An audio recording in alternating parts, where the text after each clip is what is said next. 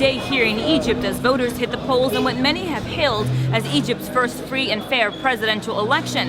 This contest is being held under the ruling military regime, which claims this process is the last step before the so-called transition to a civilian government.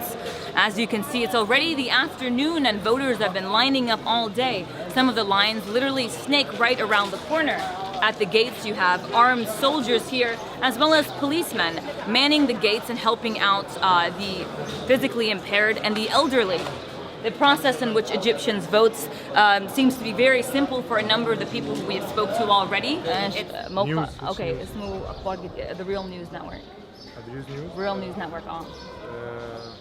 As we tried to enter the polling station, we're questioned by the police and army soldiers.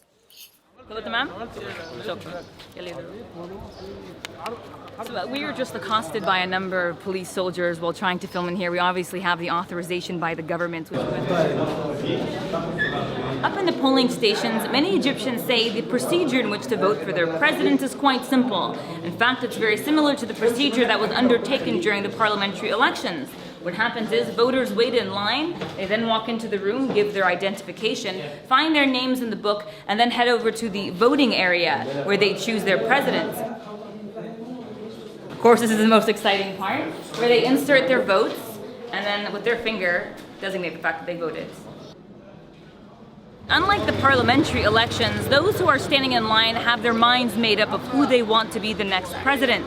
A lot of Egyptians are taking this election very seriously, as they see it's the only way to move from the transitional period, which has been marred by violence and repression by the ruling military regime, to a civilian government.